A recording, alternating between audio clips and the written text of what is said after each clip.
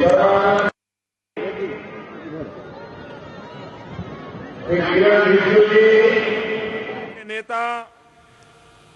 श्री जादव देका जी मंच पर विराजमान भारतीय जनता पार्टी के सभी वरिष्ठ नेता और विशाल संख्या में पधारे हुए भाजपा के कार्यकर्ता भाइयों और बहनों,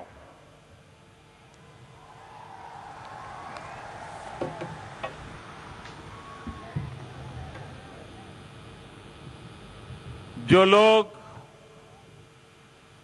स्टेडियम में नहीं पहुंच पाए हैं, बाहर ओपन एयर स्टेडियम में टीवी के जरिए इस कार्यक्रम को देख रहे हैं, उन सब की मैं क्षमा मांगता हूं। मैं जब रास्ते में आ रहा था, बहुत बड़ी मात्रा में लोग, कार्यकर्ता अंदर पहुंच नहीं पाए हैं, उनकी भी क्षमा मांगता हूं। और आज यहां पर अंदर आने की भीड़भाड़ में मुझे पता चला कुछ कार्यकर्ताओं को इंजरी हो गई है। मैं उनके प्रति अपनी संवेदना प्रकट करता हूं, लेकिन आप सबसे मेरी एक प्रार्थना है, मेरी बात मानोगे? मेरी बात मानोगे? पक्का मानोगे? जाते समय जल्दबाजी मत करना। 5 मिनट 10 मिनट देर हो जाए होने दीजिए, क्योंकि आते समय जो हुआ है और कुछ लोगों को चोट पहुंची है, ऐसी भीड़भाड़ मत कीजिए। धीरे धीरे जाएंगे ना। आपको चोट होना मतलब मेरे दिल को चोट होना है।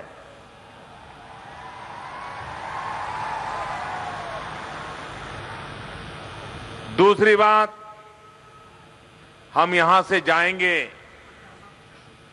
तो ये स्टेडियम की सफाई, ये हमारी जिम्मेवारी है। कोई पानी का बोतल, कागज का टुकड़ा, कुछ भी नहीं छोड़ेंगे। लेके जाएंगे ना? पक्का? शाबाश। मैं आज अचरज हूं, बड़ा आश्चर्य हो रहा है मुझे कार्यक्रम देख करके। आसाम के अंदर भाजपा के कार्यकर्ताओं का इतना बड़ा कार्यक्रम मैं सोच नहीं सकता हूं।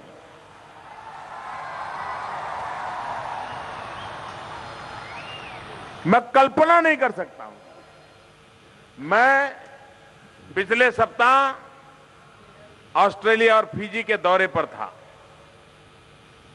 तो वहां मुझे सूचना आई कि आप एक आधा घंटा दे दीजिए, कार्यकर्ताओं से मिलना है। मैंने कहा भाई मेरा इतना टाइट शेड्यूल है, कहां मेल बैठेगा। मैं विदेश से लौट करके आया तो हमारे राष्ट्रीय अध्यक्ष जी का फोन आया कि आप आधा घंटा दे दीजिए। अब पार्टी अध्यक्ष हुक्म करे तो मैं मना नहीं कर सकता हूं, लेकिन एक प्रकार से मैंने 5 दिन पहले कहा था कि हां मैं समय दूंगा, और 5 दिन के भीतर भीतर इतना बड़ा मोबिलाइजेशन, ये बहुत बड़ा अचरज है मेरे लिए। ये अद्भुत सफलता है भाइयों बहनों। और मैं इसलिए असम प्रदेश भारतीय जनता पार्टी के वरिष्ठ से वरिष्ठ नेता से लेकर के छोटे से छोटे सभी कार्यकर्ताओं को लाख लाख अभिनंदन करता हूं, बहुत बहुत धन्यवाद करता हूं।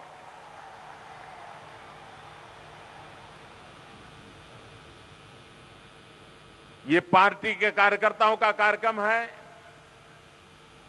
ये जनसभा नहीं है। और कार्यकर्ताओं की ताकत ही भारतीय जनता पार्टी की असली ताकत है। भारतीय जनता पार्टी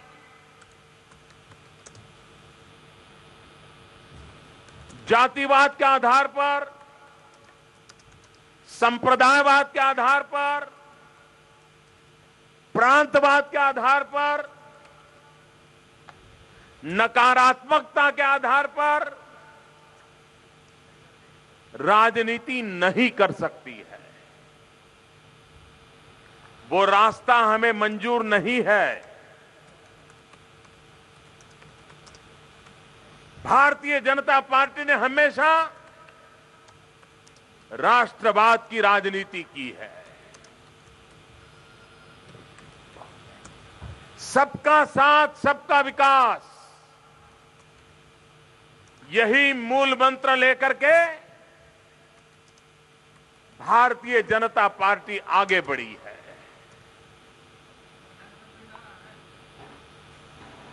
ये पार्टी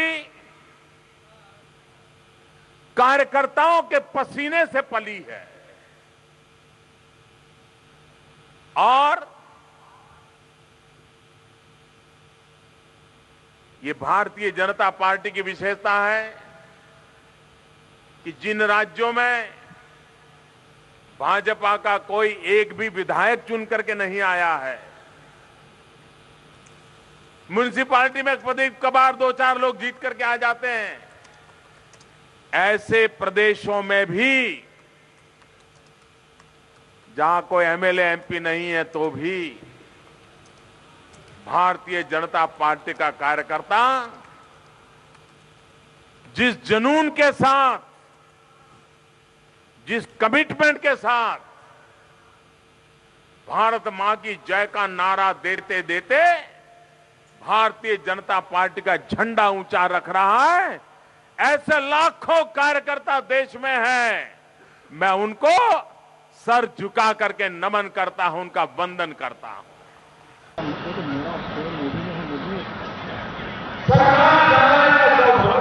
सर मेरा फ्रेम मोदी में है सर, कैमरा मोदी चल रहा है सर। नहीं सर, मेरा फ्रेम मोदी में है, कैमरा का फ्रेम।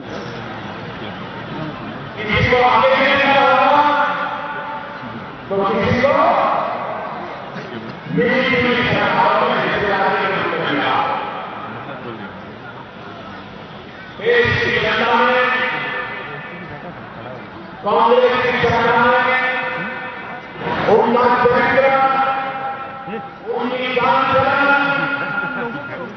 उनके बड़ी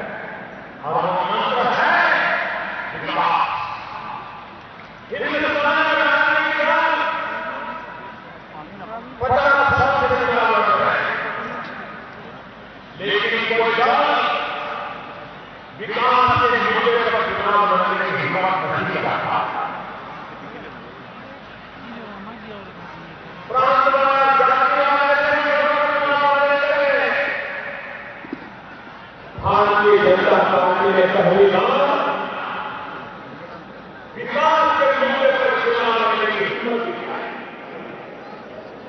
और देश के अंदर राजनीतिक पटल पर ये भारतीय जनता पार्टी का बहुत बड़ा योगदान है कि उसने हिंदुस्तान के राजनीतिक दलों को विकास के मुद्दों पर चर्चा करने के लिए मजबूर कर दिया।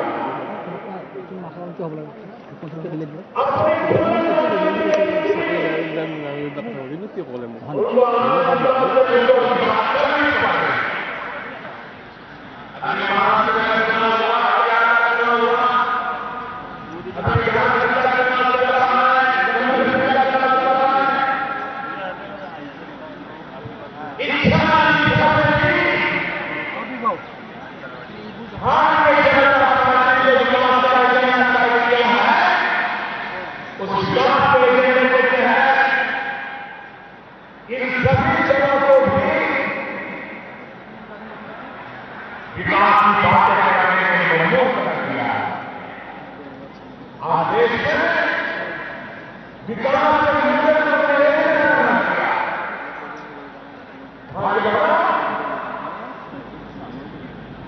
यह समस्या है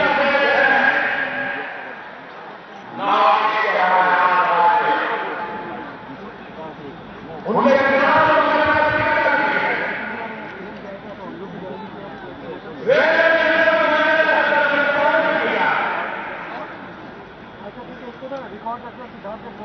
आने वाले दिनों में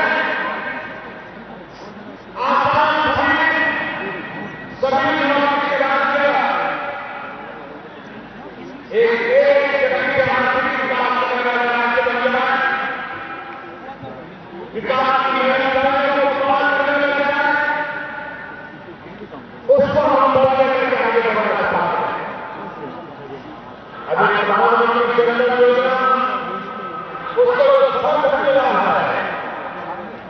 सरकारी मुलाजिम बैंक के कर्मचारी भी कैसे काम कर सकते हैं, इसका उदाहरण देने को देखा।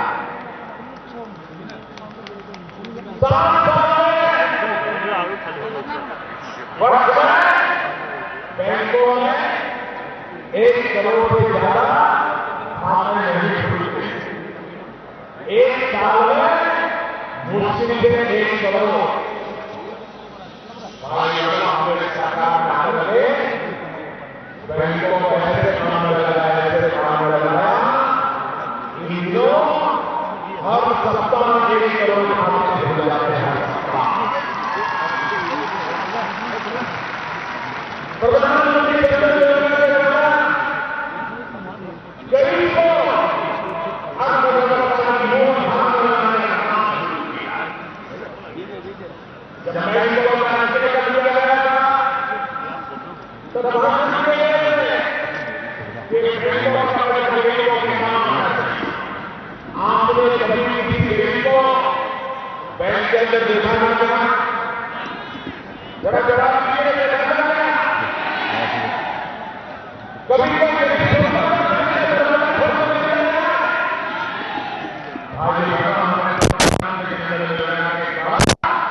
बैंक के गरीबों के लिए खोल दिए।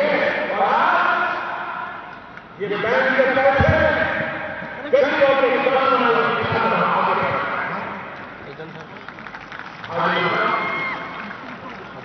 आसान की लेकिन आपको विश्वास लगाता आसान की सुरक्षा के संबंध में कोई कॉम्प्रोमाइज नहीं किया जाएगा। दुनिया की कोई ताकत कितने देश से आसान हो या नामुमकिन हो,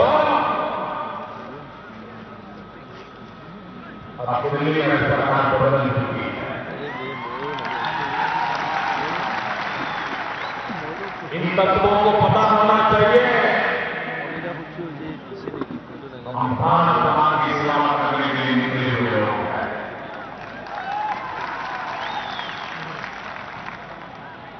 हम देश में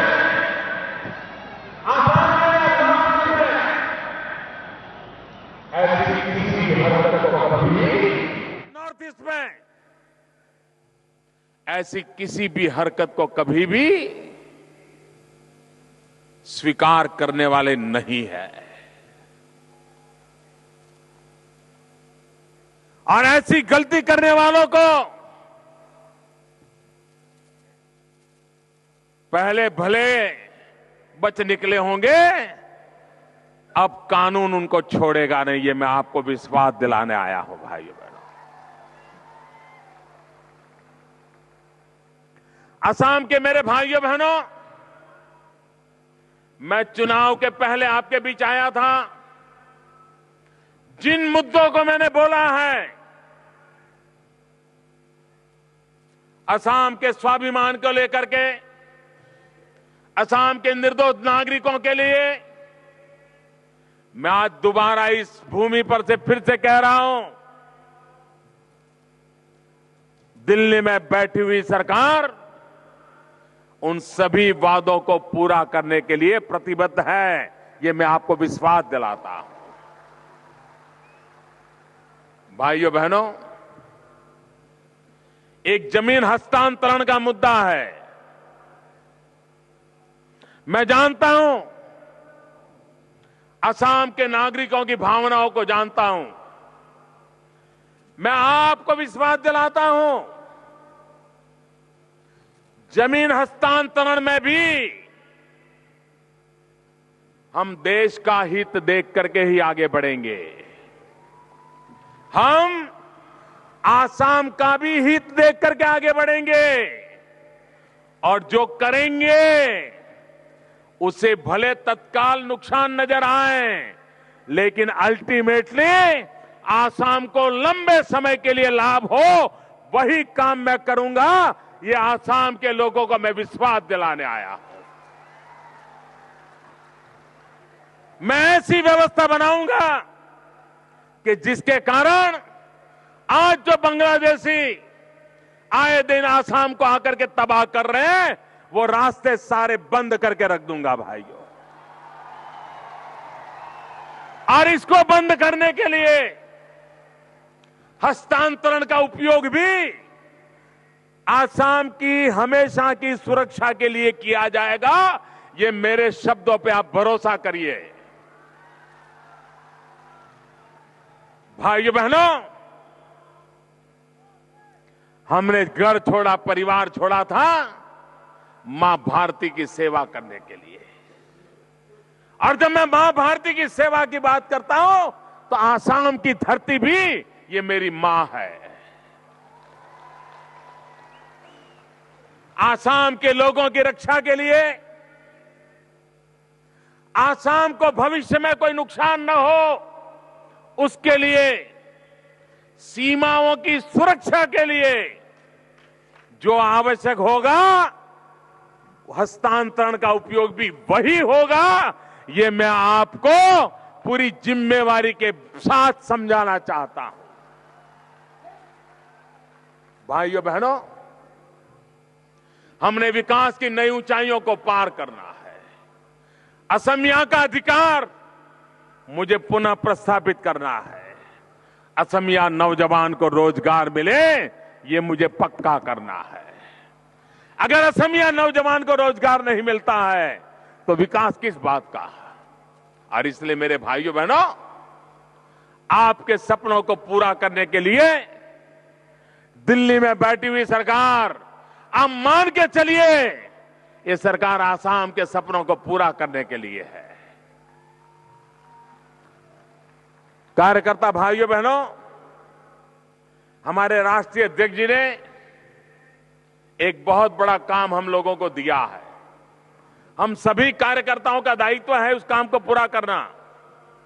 और जैसे आप भारतीय जनता पार्टी के कार्यकर्ता हैं, मैं भी भारतीय जनता पार्टी का एक छोटा सिपाही हूं। आज भले मुझे कोई जिम्मेवारी मिली हो, लेकिन मेरा सबसे बड़ा जो प्रमाण पत्र है, वो सबसे बड़ा प्रमाण पत्र ये है कि मैं भारतीय जनता पार्टी का कार्यकर्ता हूं। मेरे लिए इससे बड़े गर्व की कोई बात नहीं हो सकती है। और कार्यकर्ता के नाते हम सबको हमारे राष्ट्रीय अध्यक्ष जी ने सदस्यता अभियान का दायित्व दिया है। और टेक्नोलॉजी का भरपूर उपयोग करके दिया है। मिस कॉल करके भारतीय जनता पार्टी के मेंबर बनने के लिए अप्लाई करना होता है। आप सब इस काम को कर रहे हो, औरों से करवा रहे हो। यहां आया हुआ एक एक कार्यकर्ता और 100 लोगों को आने वाले दिनों में मिस कॉल करवा लेगा। पक्का करवाएंगे। हमारे राष्ट्रीय अध्यक्ष जी ने जो तय किया है उसे पूरा करना हम सबकी जिम्मेवारी है। जो टोल फ्री मिस कॉल का नंबर दिया हुआ है, उस toll free miss call number पर हम सब जोड़ लोगों को भाजपा से जोड़ने का अभियान चलाएं। देश के समाज के सभी तबके के लोग भारतीय जनता पार्टी की सदस्यता को ग्रहण करें। भाजपा का परिवार का विस्तार हो। हिंदुस्तान के कोने कोने में हमारी प्रेजेंस हो।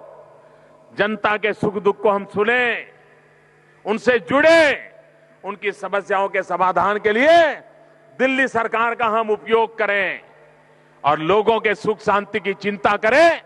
इतनी बड़ी मात्रा में कार्यक्रम करने वाले असम प्रदेश के कार्यकर्ता लाख लाख अभिनंदन के अधिकारी हैं।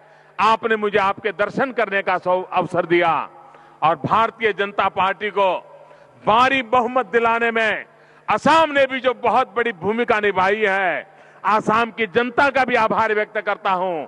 असम के कार्यकर्ताओं का भी आभार व्यक्त करता हूं। दोनों मुट्ठी बंद करके मेरे साथ बोलिए, भारत माता की।